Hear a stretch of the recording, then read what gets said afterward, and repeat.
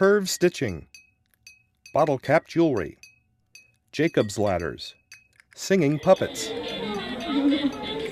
On November 12, 2011, 33 area educators gathered at Missouri Western State University in St. Joseph, Missouri, and made these artifacts in a workshop sponsored by Prairie Lands Writing Project, Northwest Missouri's National Writing Project site. The workshop, part of a statewide initiative through the Missouri Writing Projects Network, focused on teachers implementing more hands-on learning strategies and informational technical writing in their classrooms, as mandated by the Common Core state standards. I'm going to go down through number 8, right underneath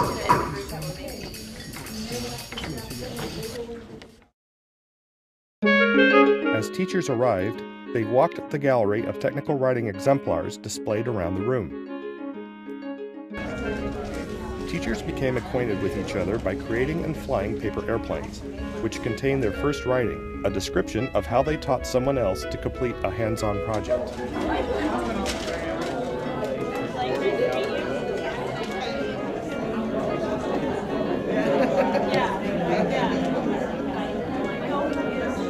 Let them do it. Right, You can't just do it for yourself because that doesn't work. Yeah.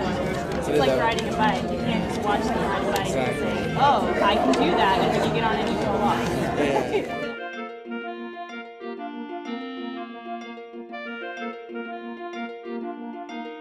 In her keynote address, Dr. Kay Adkins, Director of Technical Communication at Missouri Western, explained what technical writing is, how it is very much a part of the Common Core, and what strategies teachers need to consider when students complete technical writing. So, defining technical communication is actually kind of a challenge.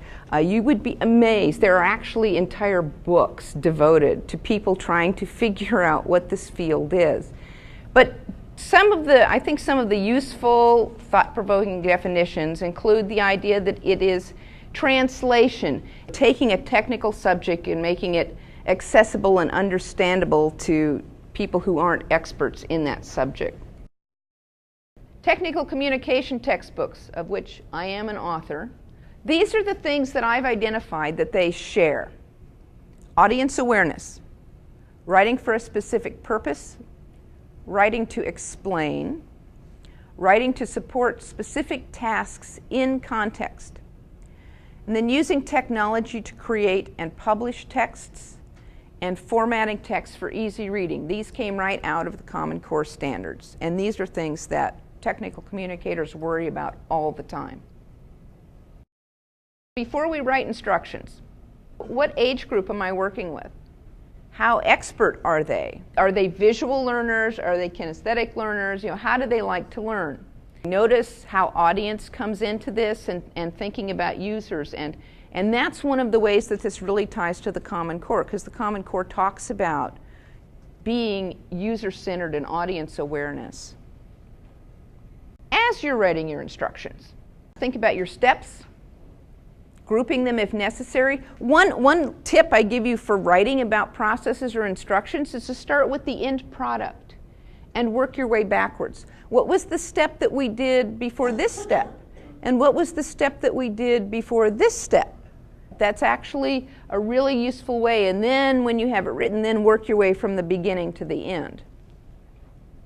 Navigation tools, by this I mean headings, numbered lists, caution and warning boxes, things that help your reader pick out important steps. Even things like underlining and bolding can be navigation tools.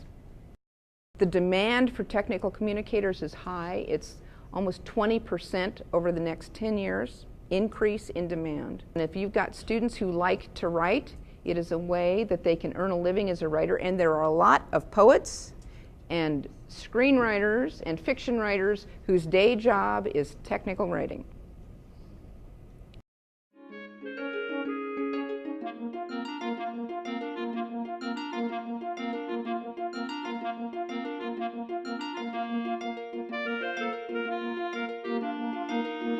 Under the expert guidance of makers, teachers set about creating and tweaking their make projects.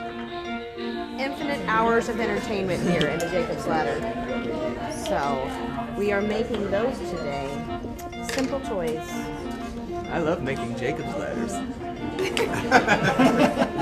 We're taking and making jewelry from the bottle caps. Hopefully we can learn how to keep our students occupied and entertained and teach them technical writing capabilities. That's what we're practicing here, I think, is different methods of teaching and incorporating that into our language and language communication skill programs. This has been great fun. I love to craft and that sort of thing, so that was right along my alley. But there were a few twists and turns that makes you think. And all the time we were doing this, knowing our process with what we're going to write out, we were all throwing out. And we better be sure and put that in the instructions so that we remember the little things that maybe you have to be careful, because the person that you're doing this with can't be expected to know all the little things that you know. So being very detailed in your instructions. And this has been great fun. Draw the lines and divide it off in either quarter inches or centimeters, and then number it. And you have to follow the pattern that she gave us. Nope, you're all right. All right, now there's one more up this line. I'm actually considering trying this. I have a homeroom. We're thinking about trying this with them, just a small group, before I try it with the whole group.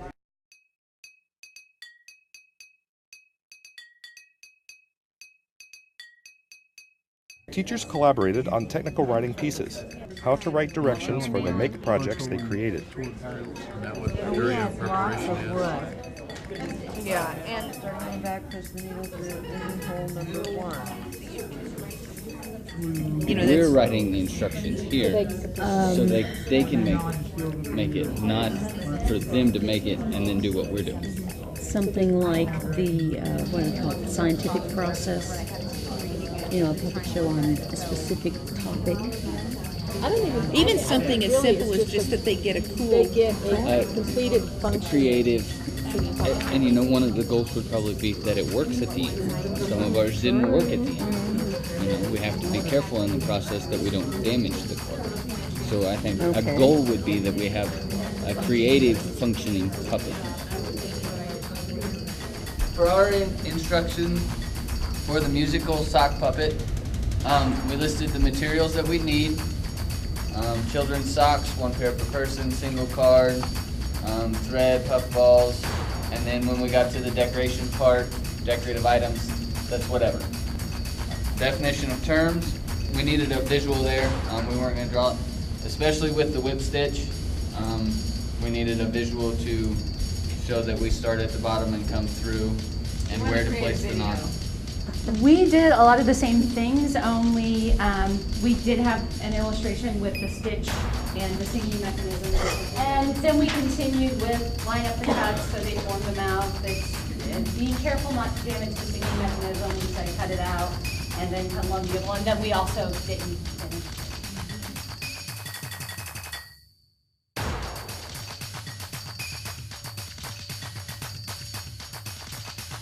Tom Pankowitz, Prairie Lands Institute's director, moderated our final Take Back to the Classroom session, where teachers discussed how they could use what they had learned in their teaching. What is it that we can take back, rather, in addition to simply the ideas that we have up here, which would be, well, writing directions, or in writing directions, here's something I think my students need to be learning. So how about if we take a few minutes and just, does anybody have some ideas as to, well, here's something that I could use in my classroom, an idea.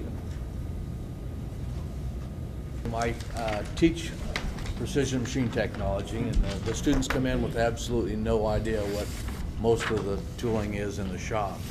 We cover that with just basic classroom lecture, demonstration, and one time through you just don't remember everything about those tools. And this exercise here, I tried it a while back, and they got to go back and write about the tools, find the descriptions, and explain how they worked. And so it kind of reinforced and brought up some of the guys that had forgotten, and refreshed them on the measuring tools, etc. So I've used this in the classroom. I was thinking about how I might be able to use this to have my kids write about the procedures that we use in our classroom. Like, I mean, it sounds simple to us, but how to return a book correctly to the classroom library. You know, the steps and how to make sure it goes in the right place and that it's facing the right way and that it's closed. And it could be a reinforcement of things, you know, just procedures that we do. But I just think that there's a lot of value in teaching students how to organize their ideas in a really clear way. And it's not necessarily just about sequential order, but rather where does a person's eye go naturally, and how do you make sure that they're reading what you want them to read next? And do you use text boxes, or do you use a list, or do you use bullet points? And I think that as we move into literacy and writing that's going to end up on web pages more often than it is on paper maybe someday for them, that is just as important as setting up the structure of a paragraph in a lot of the writing that they're going to do in the future. This workshop was funded by Digital Is from the National Running Project, the James D. and Catherine T. MacArthur Foundation, and Missouri Department of Elementary and Secondary Education.